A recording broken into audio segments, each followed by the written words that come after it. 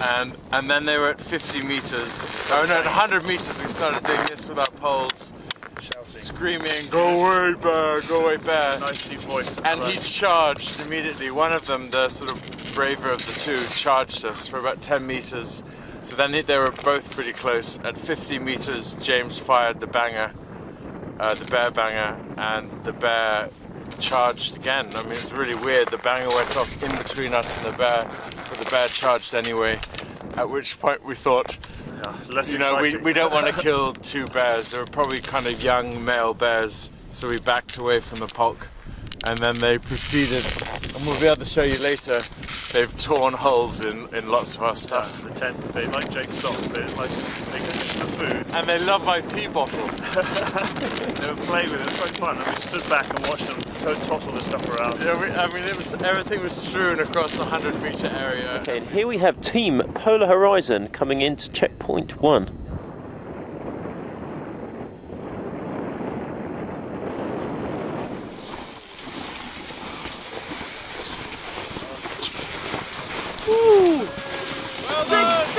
We had a bit of a close encounter with a polar bear a couple of days ago when the polar bear took the opportunity to have a little snack out of their bags. But yeah, that was pretty scary actually, really.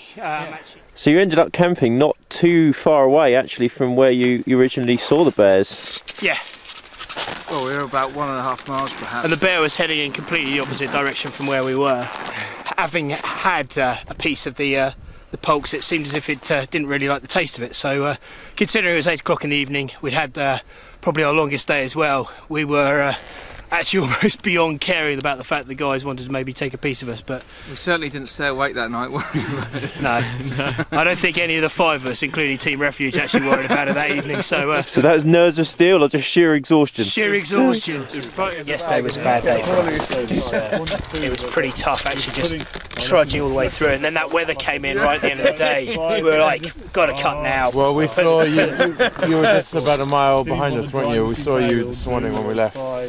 It hit really solidly. Yeah, well, because I fly, I saw that band of weather come in. I was like, guys, like it was about 7:15. I was like, got to cut now, and literally got the tent up within a quarter of an hour. It was like, yeah, it's like going through a tumble dry. It was quite nice, though. Yeah, it was. Yeah. It was also nice that it was great to have like almost like an early night, wasn't it? This is Team Magnetic arriving at checkpoint 1.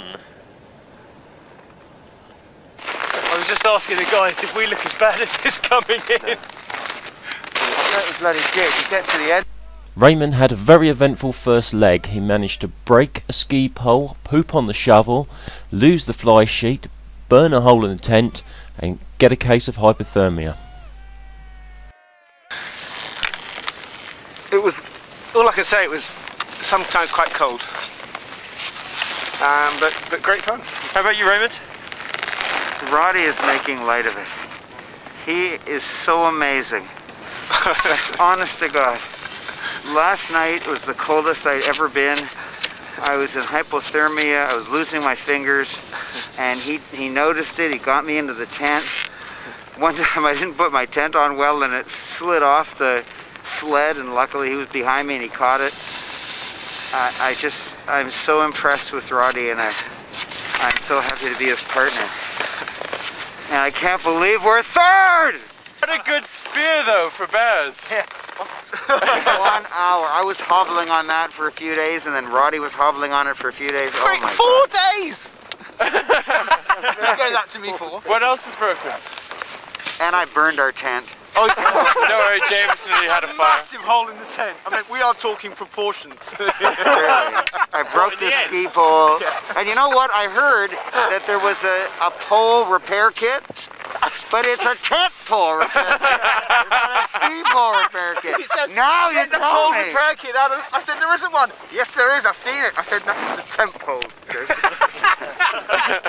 It sprays everywhere.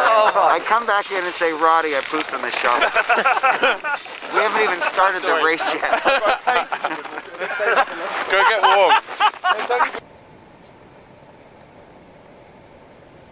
And here we have Blue Tits and Brass Monkeys coming into checkpoint 1. What do you think about the day they've done? They've done some serious mileage. They have done, and 3 teams coming in so close to each other is amazing. It's really good. So it means they also have a race on, which is good because we've got quite a race going on now with Polar Horizon. They've done tremendously well. They're a mile behind the monkeys. We understood they're a mile behind the monkeys last night. So they've absolutely romped it in.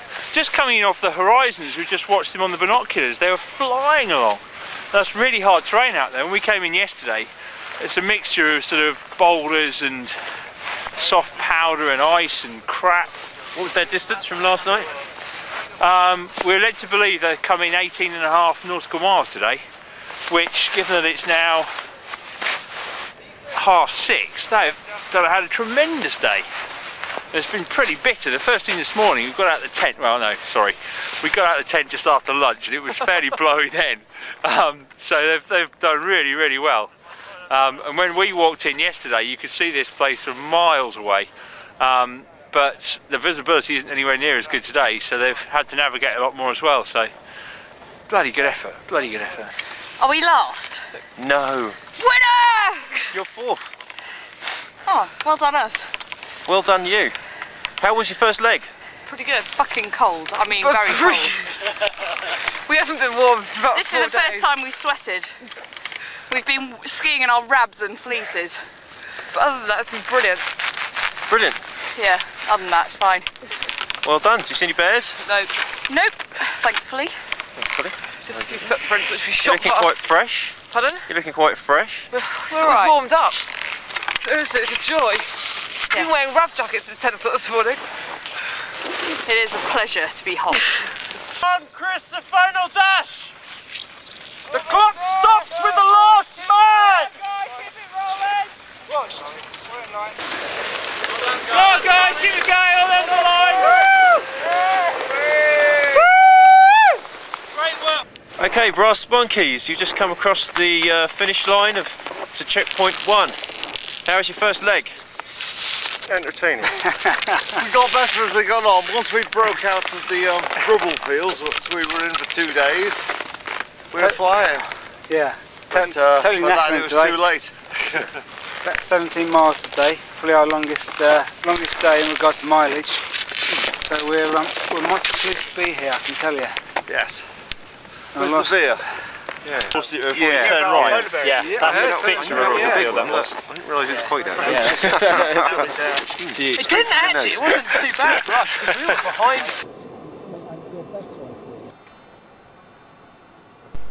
The first teams that have arrived at checkpoint 1 take advantage of the facilities and start drying out all of their kit. Although, I'm not sure what these two were doing using the facilities in pairs. Carpe Diem arriving at checkpoint 1, and Danny is towing 2 Polks behind him. We're fine, our only thing is speed. We're absolutely fine, everything, it's just we're a bit slow. Because of me, of course. Well, you know, we expected that. Yeah. Mum hasn't got the hang of skiing yet, that's the problem, and she can only walk so fast. And my hands are always so cold that I have to wear these and I find it impossible to ski with them. But we've made it. 1 leg down, 3 to go. How many miles did you do today? 14 and a half. 14 and a half, that's really amazing, especially pulling 2 poles. I've only been pulling 2 since 11 o'clock this morning. I did do the first 2 hours, but I'm just slow. I'm just slow. Yeah, it's basically me plodding with 2, it's still faster than Mum plodding with 1, so. Okay, well we'll get some reorganisation of Polks done at the checkpoint for the next leg. You've done amazingly well, congratulations. Thank you. Have Johnny Walker. Johnny Walker whiskey. Hold it up so we can see the little box. Okay. 4 varieties. We have a 12-year, Yep. a 15-year, an 18-year and a 20-year. And we're going to be having the 12-year today. Checkpoint 1. Checkpoint 1. The 15 at checkpoint 2, the 18 at checkpoint 3 and the 20 at the pole. At the North Pole. So everyone is welcome. To a nip of to the a nip 12-year-old only, of I'm the afraid. 12-year-old. You'll have to wait for the If rest. it runs out, it runs out and you have to wait to the next checkpoint for the rest. I haven't tried it in the day yet. I haven't tried it. Well, so how you just long is squat it? In the day. Yeah, but you have to unzip everything and pull. But we tried to use our shiwis and we couldn't do it. How long is it, or does size not matter? Well, it actually has an attachment, so you only need it ordinaire for the bottle. Yeah. But I haven't. Is it floppy or is it hard? Something like it's nice and malleable. I want to see one. I know. I'll show you one later. You guys going to take them back and get drunk and urinate in public when you get home? No. The team spend their first night at checkpoint 1, and despite the brutal weather, everyone is exhausted and sleeps soundly.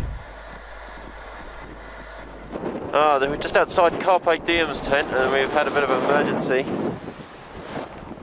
They had a pretty serious tent fire. What scared me is I was listening to classical music, didn't know what happened, and suddenly there's a fireball. Richard throws the can through the tent out the window, and I noticed my sleeping bag was on fire, so I rolled away and put the fire out. Then I saw Richard's arm was on fire, but I knew if I rolled on him, we'd both be on fire, and in that moment, it all happened. I think what happened was he was doing something that perhaps he shouldn't have been doing, plus Raymond came in, plus the air came in from there. It was a whole lot of things that all got together to make it. It was terrifying, and I have to say that when you'd all got away, I had a little weep. I didn't want to weep in front of Richard and you. Are you okay? Is it painful? I said it was late. And she what happened? That's filling up fuel. Refilling the actual bottles. At least the whiskey didn't go off. Yeah, my whole hand was on fire with the fuel, but it was the fuel. Seriously, guys, I've been up here every year, and I haven't ever seen so much kit being broken, damaged, trashed ever. And I'm talking not even close, not even a fraction. All right, now you're relying on your kit for your lives, you know, and it's getting, you know, to the point where people are getting hurt. You've got to get serious about it. Because I don't think you all are entirely taking it on board at the moment about how you need your kit, and if you abuse it and you don't look after it, you're not looking after yourselves either. You know, really seriously. Well, I know that Jock is going to absolutely flip out because he's up the other end of the thing and there's nothing he can actually do physically to come back and sort of tell you. So I promise you, just the kind of person that he is, he desperately wants everybody to get there, and he desperately wants everybody to get there unhurt. That you all come back having had a fantastic experience, and you know, it's just it's going to be very difficult for him to hear this now, that another tent, that we've had the same type of thing happen in another tent. So it's got to get serious from now. It really has. You know, it's a fun place, but it's got its elements that can kick you in the teeth. The information about the tent fire was relayed back to Jock in Resolute, and why he made a decision as to whether they would be allowed to continue or not. We began repairs on their stoves and tent. But it's amazing how quickly everything went up. When it went up, it went Yeah, so what actually happened? Refueling fuel bottle. Okay, and then you can show Jock. Raymond was in, and the draft caught the fumes, and the vapours ignited on the other stove, which was on. Probably shouldn't have been refueling over a lit stove, but that sent a big fireball up.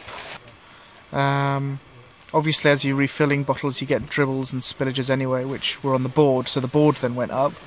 And then you just there was just a wall of flame on that end of the tent.